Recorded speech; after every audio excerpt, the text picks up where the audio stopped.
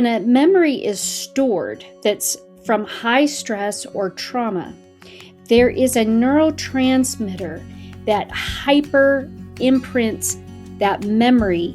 I think of it as, dinosaur tracks in concrete. Like those aren't going anywhere, but it tends to become more emotionally charged and very often more sensory. The body remembers how that memory feels, and it's meant as a survival mechanism. Then it can really then influence the development and the trajectory then of not just the brain, but the whole person. Hi, everyone. Welcome to the Soul Sense podcast. I'm Mark, and today we have a returning guest. So fascinating last time. We had to invite her back. Dr. Angela Deulen, a professor of psychology at California Baptist University. She teaches behavioral neuroscience as well as clinical studies for graduate students.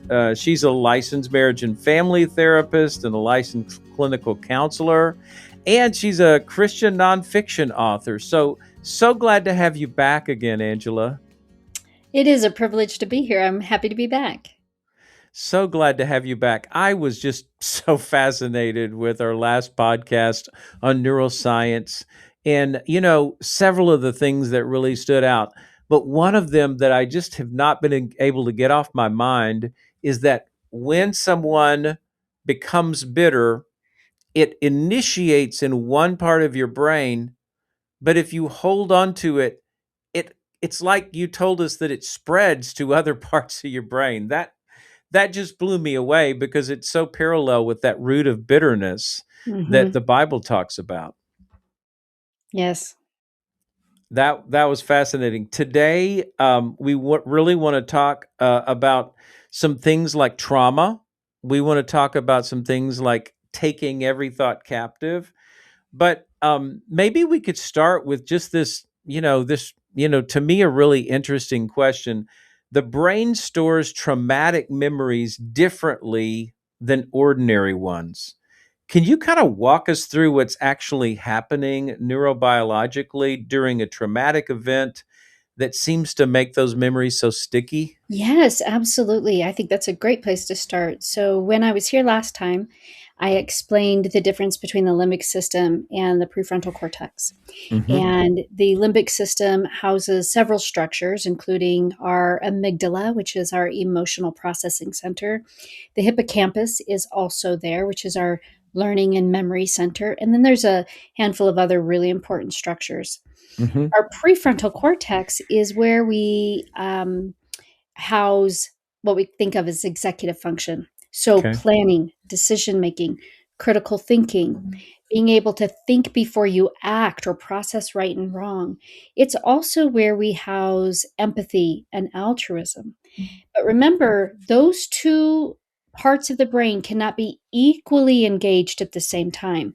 We can either hang out in that frontal lobe with executive function, planning, reasoning, critical thinking, decision-making, higher order reasoning, and empathy and altruism, or we can hang out in the part of the brain that's associated with not just emotion, but that's the part of the brain that's responsible for fight, flight, freeze, surrender, and fawning responses.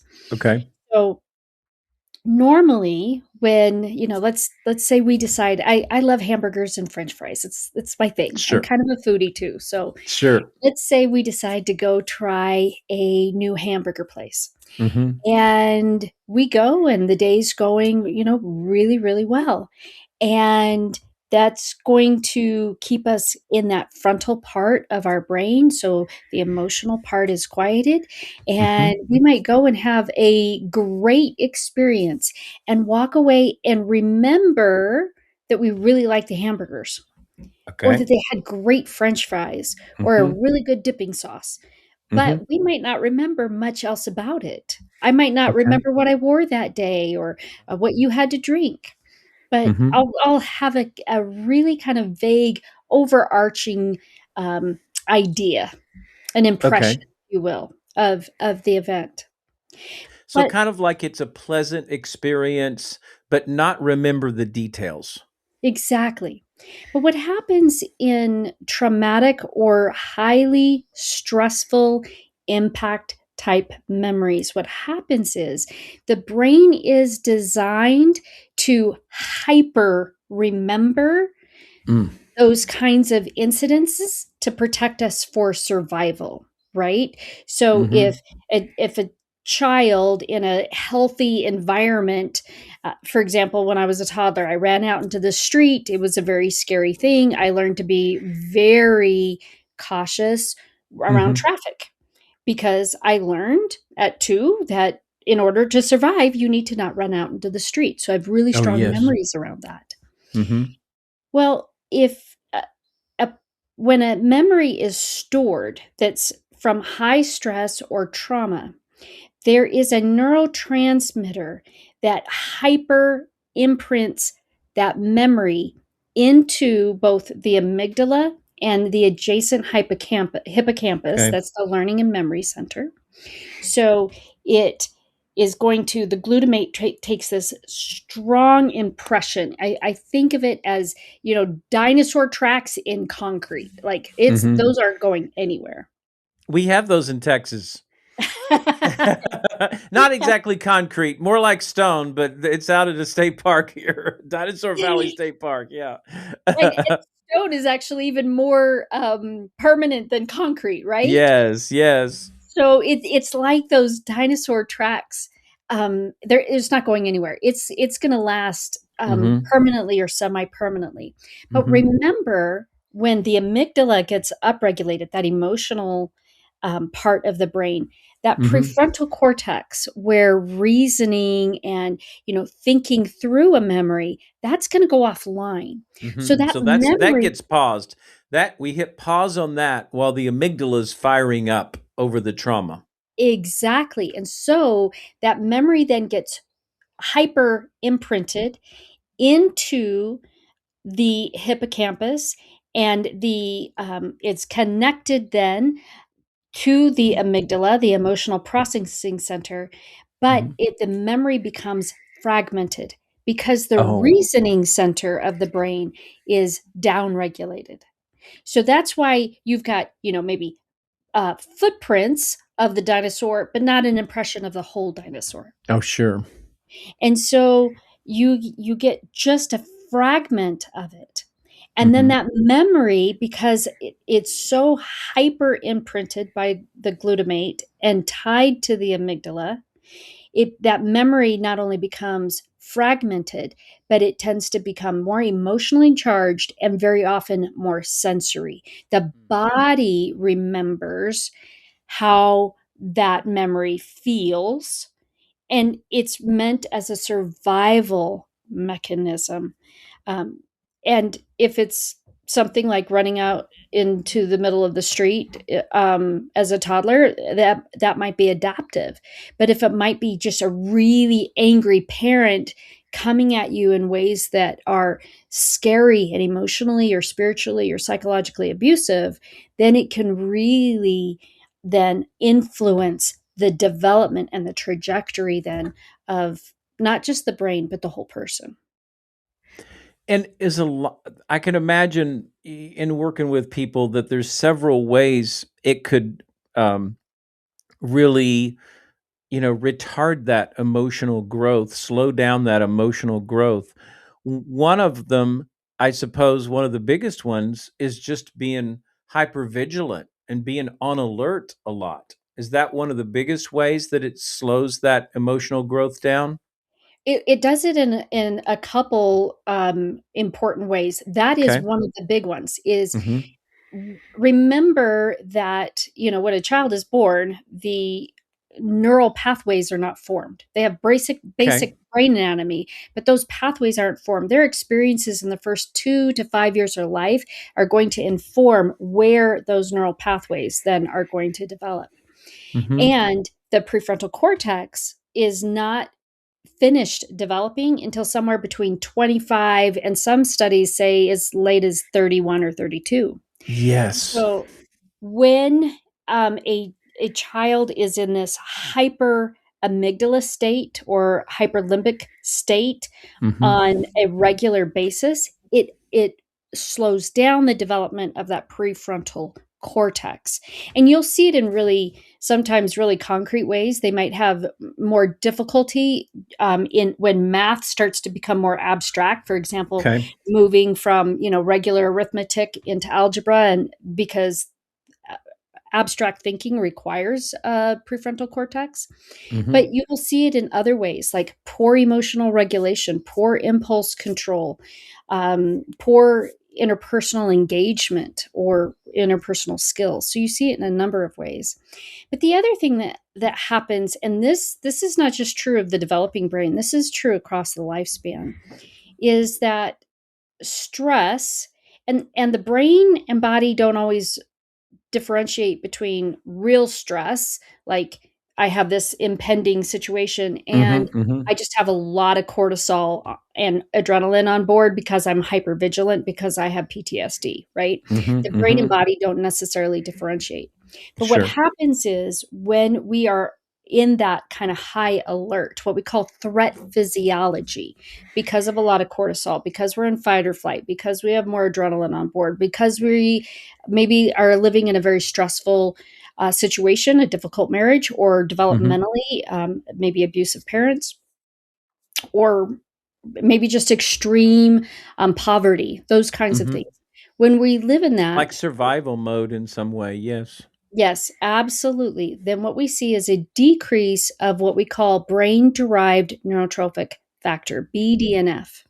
Okay. And BDNF is it's the brain's primary neuromodulator, so we need it to manage the levels of neurotransmitters, serotonin and dopamine Hmm. and Hmm. gamma aminobutyric acid, which is the brain's brake pedal. We need Hmm. it to manage all of those neurotransmitters, but really importantly, it is necessary for neuroplasticity. Okay. So when a person is stressed, when a child is stressed, when an adult is stressed, it is difficult for them to learn. It is difficult for them to learn new skills like emotional regulation or impulse control. It is difficult for them to learn new things like reading and writing. Hmm. But it's also very difficult for the brain to change, to heal, or to correct itself. In adulthood, this will show up as somebody who might be very difficult to disciple Hmm. because they don't have the necessary neurohormone, the brain derived neurotrophic factor, to be able to form new neural pathways. It makes neuroplasticity not impossible, but much less accessible for them. So really, um, with that trauma comes these ingrained neural pathways that are more difficult, sometimes significantly more difficult to change than someone that didn't go through that trauma. Absolutely. And the more chronic it is, the more difficult it is. So, in the type of discipleship training that I do, I spend a lot of time on trying to help people learn how to regulate their nervous systems, Mhm. to calm themselves, to get into what we call a parasympathetic nervous system state, which is the calm side of the nervous system. Sympathetic is the ramped up, the fight and flight, or Mhm. the Mhm. it can result in freeze and surrender or fawning responses, but it's both of those, all of those are a result of the ramped up nervous system. So, how to get them into a calmer nervous system state. And by doing that, that reduces the stress hormones, but it also then makes learning and memory easier because they can start to get some brain derived neurotrophic factor, start to change the way they think. As they start to change the way they think, they change the way they feel, and then they change the way they behave. Hmm. And and the basics of how you go about that, how would you lay out the basics of how you work with people on that? The first thing is about awareness.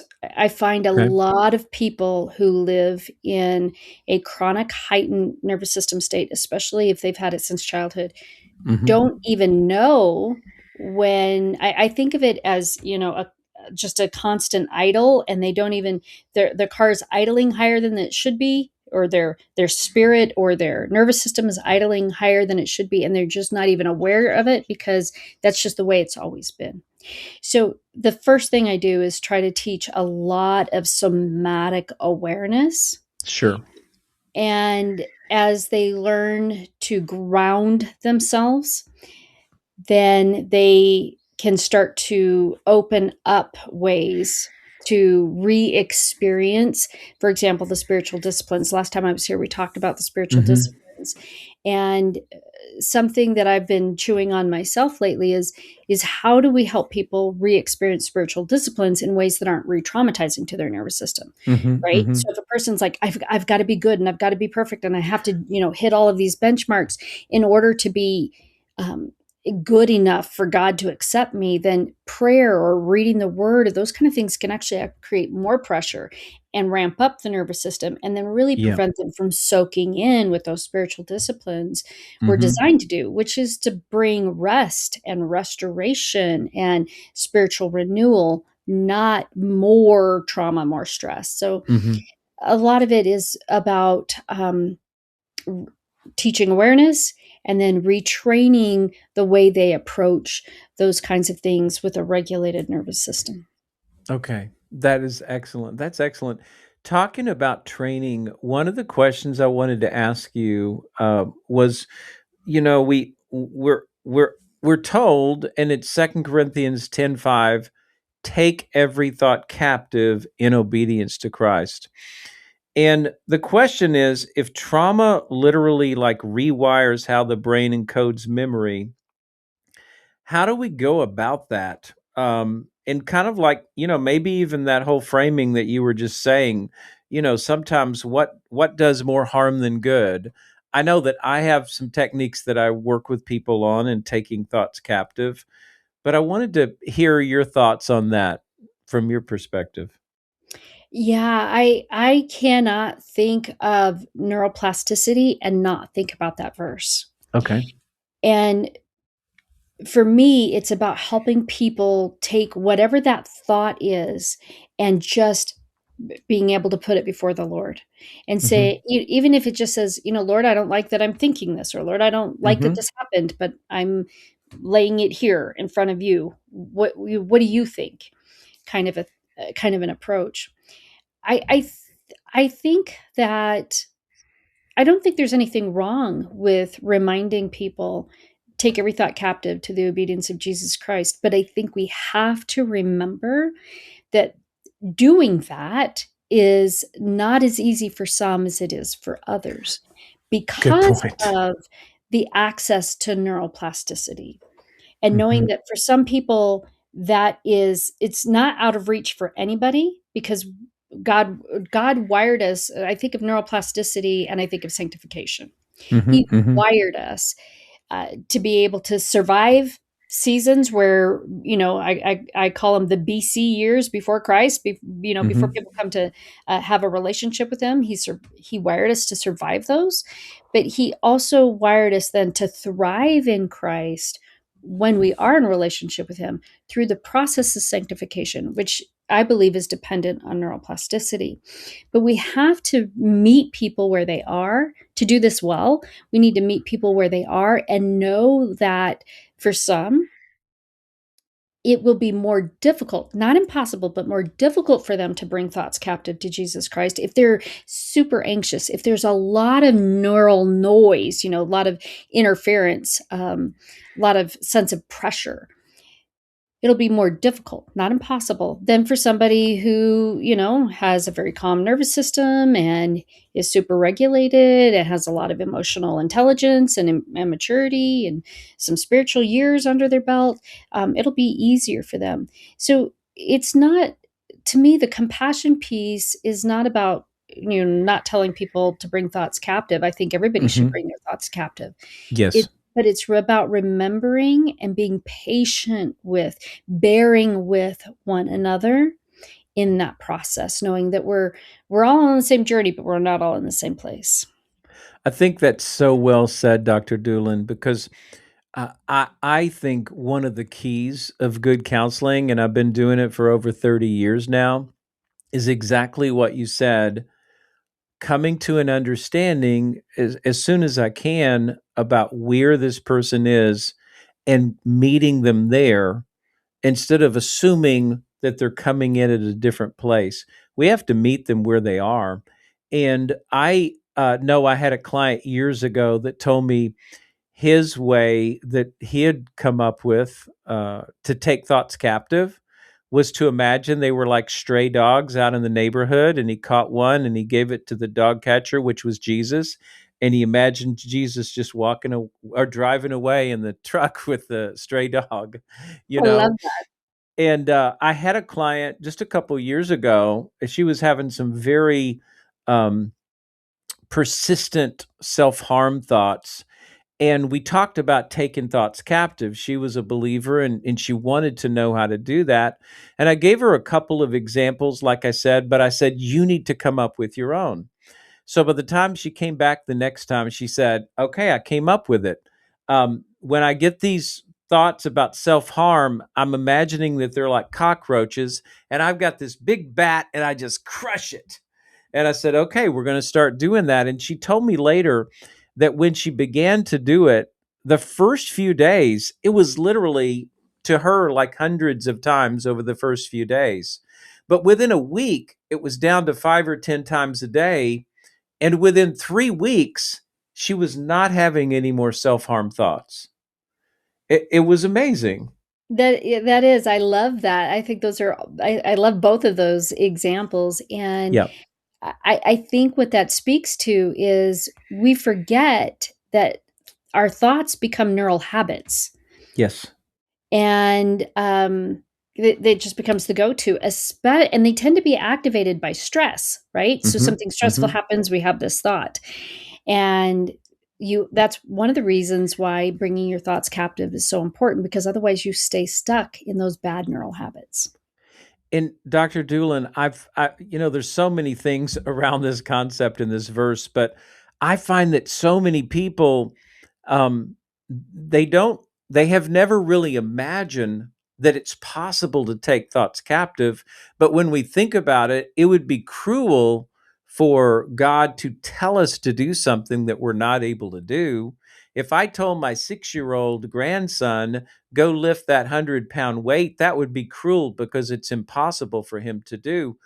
God gives us things that might be difficult more difficult for some than others, like you say, absolutely, but still possible. And we might have to work on some of those barriers to getting there. But I think the first concept is to just say, oh, you actually can take thoughts captive. Yes, you can. But like you said, you're probably going to have to break some habits. I remember one doctor I heard a testimony of from years ago. This is probably decades ago. And he was telling his patients, smoking is bad for you. The research had come out, but he was still smoking. And finally, he got tired of it. So he wrote down on a card all the good reasons to stop smoking: better breath, your lungs will thank you for it, your teeth and this, that, and the other, the expense, the time. So he wrote it on an index card, and every time he would smoke a cigarette, he would read that card out loud. And after several weeks, maybe a couple months of doing that every single time he smoked, he pulled his card out, he lit his cigarette, and he goes, I don't need this. And he never smoked again. Oh, that's great. But isn't that something? Because he started reframing it. He started saying, this is what I like about not smoking.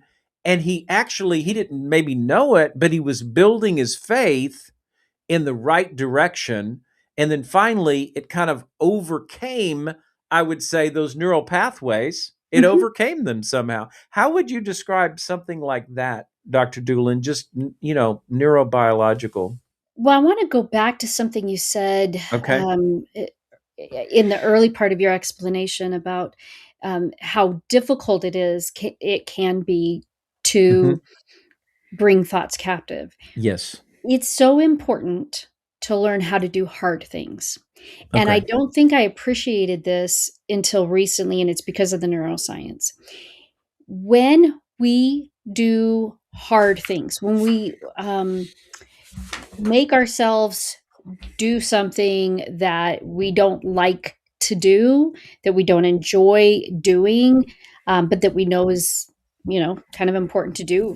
For me Mm-hmm. right now this year, I'm trying to get in the habit of getting exercise every single day. As an Excellent. academic, I don't get enough, right?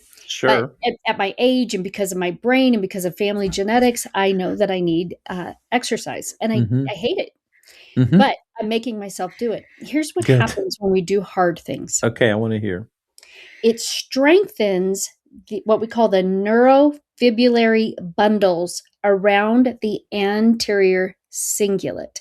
Now, this is Whoa. the structure that connects that prefrontal cortex and the limbic system. It's the fulcrum that tells us, are we going to be up in front, with empathy and altruism and good Mm-hmm. decision making? Or are we going to be over here with fight and flight and emotional Okay. reactivity? It's the limbic system. It's the fulcrum. Okay, the fulcrum. And but it's also the place when we scan people's brains when they are meditating on God's word, when they're deep in prayer, when they really say they feel connected to the Holy Spirit, it's the part of the Mm-hmm. brain that lights up. We believe Really? that the anterior cingulate is the God spot, so to speak. So when we do hard things, it strengthens the neurofibrillary bundles around that God spot, which is the fulcrum that tells us, oh, no, there's a dangerous intruder. We need to be in fight and flight. Or, no, God's got this. We're safe. We can be over here in our frontal lobe. It strengthens that. And what that does is it causes us to develop better emotional regulation, Okay. and it allows us to regulate our nervous systems much more effectively. And so it's important then to do hard things, and God asks us to do hard things. It's Mm-hmm. sometimes hard to love our neighbors. It's Mm-hmm. sometimes hard to love our enemies or forgive our enemies, or sometimes it's hard to do that thing that we know that God's asking us to do that we don't really want to do. It's true. It's hard sometimes to bring thoughts captive to the obedience of Jesus Christ. Something I didn't say about memory. Let me fit this in here. Sure. Forgive me if I'm running long, but No, you're good. the the way that the brain is kind of designed, it tries to solve problems. And when we store memories that are traumatic or stressful, when they become fragmented and therefore sensory and emotionally charged, and it's something that we can't solve. We can't go back 30 years ago and fix something in our childhood, or, Right. we can't maybe fix the way a spouse is doing something, or the way something is happening at work. There are things that are beyond our control. The brain Mm-hmm. is always constantly trying to solve those things. And that is why we ruminate, because the brain is replaying those memories, trying to figure out how to fix it. Mm-hmm. But you can't, not only are some things not fixable, but you're also ruminating on something that is fragmented Mm-hmm. Mm-hmm. and stored in a way that's not completely helpful because it's emotionally charged and it's so Mm-hmm. sensory. When we have to practice a type of radical acceptance, and I think that that's in a way bringing thoughts captive to the obedience of Jesus Christ, to be able to say, Mm-hmm. Lord, I hate that this thing happens, but I am grateful that you saw it, that you witnessed it, Yes. that you are ministering to me in it, that you Mm-hmm. are willing to walk me through it. I hate that Mm-hmm. this thing happened, but because you are a compassionate witness to my trauma, a compassionate witness to my pain, and because you want to heal me through it, I will accept it as it is. I think of the poem by Reinhold Niebuhr,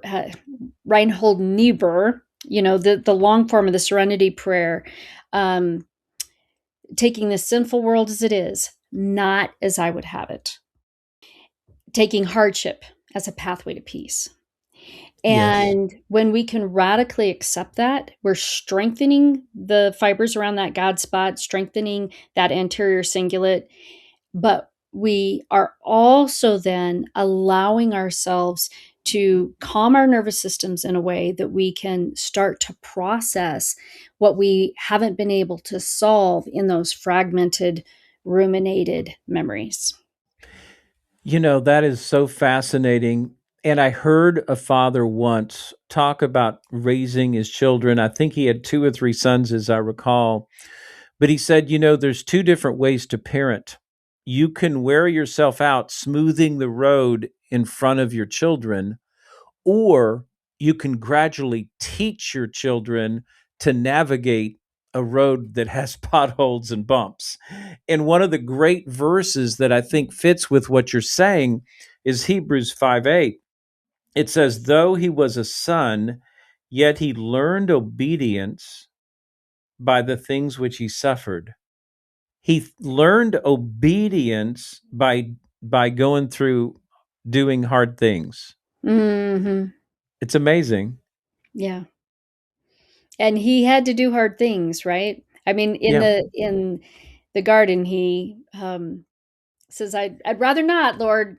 Nevertheless, not my will, but yours be done. I'll go to the cross. Yes. Yes. So many hard things. And I think a lot of us, a lot of us, maybe in America, were raised where, whether it's our television or media or whatever, is, oh, this is easy, or take the easy way. But I'll have to say, the really successful people that I've seen, men and women, have embraced doing hard things, not as a masochist, but just as a necessary path. Mm-hmm. Whether it's going deeper with God or being successful in your business, or honestly, I do marriage family all the time, marriage counseling all the time with couples. You're going to have to do some hard things if you've gotten into this rut, if you've gotten into this place. And so I think you're right. It's just fascinating. You're saying, as we do hard things, as we face the hard things in life, and like you said, accept the reality of some of these painful things, which I think is one of the biggest parts of counseling, is to help people to grieve and to go from that. We talk about denial as rebellion from reality.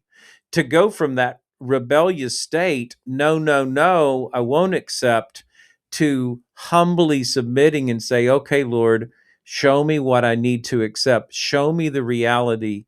And with your help, I know I can get there, even if it takes a while, even if it takes a while. But as I do that hard thing, as I move towards accepting something that could be very painful, a very significant loss that can't be changed, you're literally saying, my brain is being built up, and I'm, in a sense, e- establishing a deeper connection with God as I do it. Absolutely. It's like spiritual bodybuilding for your brain. Wow. But also, I find that doing the hard things makes life easy, and doing the Hmm. easy things makes life hard. Yes, that's so good. I'm constantly talking to my clients about embracing necessary pain, and so that we can reject unnecessary pain. And that's Mhm. exactly what we're talking about. If we can get wisdom about what's necessary and what's unnecessary, we Mhm. can go we can go a long way in life. Yes, I agree. I so certainly Um, agree. Anything else about taking thoughts captive? That's been a fascinating discussion. I would encourage people. I do encourage people to be faithful to do that. Make that just a constant mental practice. And your scripture tells us to pray without ceasing. One of the ways to do that is to just constantly talk to God about whatever pops into your brain. And that's an easy way to learn how to bring thoughts captive. So be faithful to do it, but also be gracious with yourself. God doesn't expect you to be perfectly sanctified yet. It's a process. What he really wants from us is to be faithful in the journey, to stay on the journey. And I think when we do that, we learn to enjoy his fellowship. That's so good. That is so good. Thank you for sharing that. Is repressed memory, is it a real neurological phenomenon, or is it something else?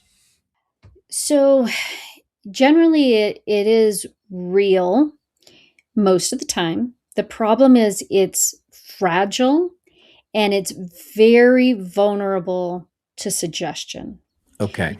So one of the things that I believe that I've seen in a lot of the young people that I've worked with in the age of social media, especially now that we have a lot of information that may or may not be accurate that comes at them in these little flashes, these 30 to 60-second videos. And when I say them, I mean it's coming at all of us. But one of the things that I believe happens is they have a repressed memory is just one of those fragmented memories that we talked about before Mm-hmm. that may have some sensory data to it, but maybe Okay. the person can't quite recall the pieces that would normally be connected to the frontal lobe. Like, this is where we were, and this is what mom said, and this is what happened in the 5 minutes before this event. Mm-hmm. And so they have something that's like a very smudgy thumbprint that cannot be made out. But what will happen is somebody will say, if you feel this way, you were probably abused by your parent. And they go, Right. oh my gosh, that's right. That's it. That Right. makes sense. And those memories are so easy to manipulate. You and I've been doing this for a long time, and you Mm-hmm. probably remember in the 90s it was this really big thing to treat people who were survivals of satanic ritual abuse. Yes. Mm-hmm. And I think that was just the uh, rewriting repressed memory 1.0, where you took something that was this probably a real fragmented fuzzy memory, and I'm not a person that thinks that all repressed memories has to be, you have to dig them out and you have to solve them. I don't think that. I think Yep. God gave you a protective mechanism on purpose and for a purpose. Let it stay smudgy and over there. You don't need to dig it out. Mm-hmm. But what happened in the 90s, right, is all of these therapists that wanted to be practitioners of recovery from satanic ritual abuse pulled them out and said, "Oh, maybe this happened," and they started implanting memories. And with the younger the person is, I believe the more fragile they are. It's really easy to manipulate those memories, and I just think people need to handle them with care. Very, very well put. I don't know if it was instinctive or just from God or whatever, but very early on in counseling, and I was coming up in that era in the early 90s, but I realized this delicacy of memories, and I have went to the nth degree to not make suggestions, etc. And akin to what you say, if I tell people we're not going to go on wild goose chases searching for things. If you have memories that are starting to intrude with nightmares or flashbacks and they're starting to come up and interfere with your life, then we will do trauma work and we'll work on what's actually there. And I don't have time to go into it, but I've had at least a handful of tragic cases where that young 19-year-old, 21-year-old, or whatever that actually went through, say, severe physical trauma in their young years, like 1 to 3, they had severe physical trauma, etc, and then they get to 18 or 19 and they're away from home, and in that fragile time, all of a sudden the parents are satanic abusers, et cetera, et cetera. So I know about that fragile memory, like you said, and so it does really have to be handled with care. If it's breaking the surface, then that's where I go, okay, now it's intruding in your life. That's something that we can work on to help you grieve, maybe to help you forgive, and then do some real trauma work that I do with people, very often. But any other thoughts in that area? That's such a No, Yeah, Fascinating area. I wholeheartedly agree. If it's starting to intrude, the brain is trying to solve the problem, Yep. and we can, help our clients work through that. Hmm. But if it's not intrusive, and it's not interfering with your spiritual or daily life, then let's leave it over there. You were fearfully and wonderfully made on purpose and for a purpose, and that includes your ability to not necessarily remember all the really ugly things in life. That's good. Could you tell me, Angela, just maybe this will be kind of our last question, but what could you tell us? You touched on it a little bit with spiritual formation and things earlier in spiritual disciplines, but talk to us just for a moment about sanctification and the brain. So, sanctification requires us to basically put away the old man and embrace the new. And we so often are trying to be both. Yep. I mean, even people that say they're not, you Hmm. know, I'm a new creation, they still want to watch the same TV shows or read the same content, or engage in the same habits as before. And we have to acknowledge that everything that we're putting into the system is either feeding the spirit or Hmm. feeding the flesh. Yes. Everything. There's nothing that's neutral. And so, to really be effective at if we really want to grow and experience that abundant life that the Lord has for us, if we really want to experience freedom, we have to do the hard things, which might mean changing some of our old habits, Hmm. not, spending a lot of time soaking up worldly pieces of entertainment or just worldly wisdom, but really putting ourselves in situations where we can just absorb like sponges, consciously and unconsciously, um, the richness of life in Christ. Whether you just constantly have, scripture on in the background instead of pop music, for example, Hmm. because everything is feeding the spirit or the flesh. So I think that's the first thing. And that's tied to being able to do hard things. And then knowing that when you do hard things, it's that spiritual weightlifting, and Hmm. it will make you more adept at growing in the Lord. But I think we forget to enjoy him in the process. Oh, that's good. Sanctification is not a set of to-do tasks. It's not a Hmm. checklist. It's it's a process that happens in relationship, first with God and then with like-minded believers who also want to go on that journey. And if I could, that's beautifully said, Dr. Deulen. If I could add one thing, um, when you feed the flesh, let's just say, okay, you're at a buffet, you're really hungry going in, but you eat 50% more or twice as much as you really need, which we would call gluttony. We've probably all had to confess that at one time or another.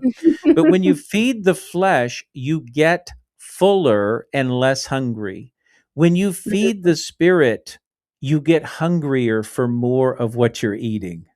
Mhm. And a mentor taught me that decades ago, and I've meditated on it ever since. If we can just get started with even, let's say, 5 minutes of talking to the Lord or 5 minutes in the Word, you will get hungrier for a little more and a little more, but you have to do the hard thing to initiate it. You have to do the hard thing to get started, or maybe get up a little earlier, which is a hard thing. So it goes back to what you were saying. Yeah, This absolutely. has been so rich. Any final thoughts? Maybe there was something you meant to say, but you didn't say, or any final thoughts for our listeners? I think I just wanna anchor what what you and I have said. And that is, if you do the hard things, your life will be Mm-hmm. easier. If you do the Mm-hmm. easy things, your life will be harder. Yeah. But also pay attention to what it is that you're feeding. And if you really want to be, if you want a full life in Christ, feed your spirit. So good. So good. Thank you so much for being on. Again, it's been so rich. We've so enjoyed it. What's the best way to reach you or to find any of your writings? What's the best way to reach you, Dr. Deulen?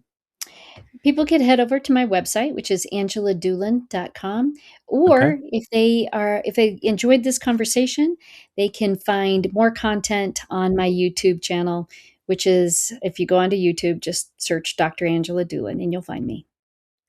Thank you so much. I pray that you have a great spring out in California. Thank you. I appreciate that. And it has been such a privilege to be back. Thank you so much for having me. You're so welcome.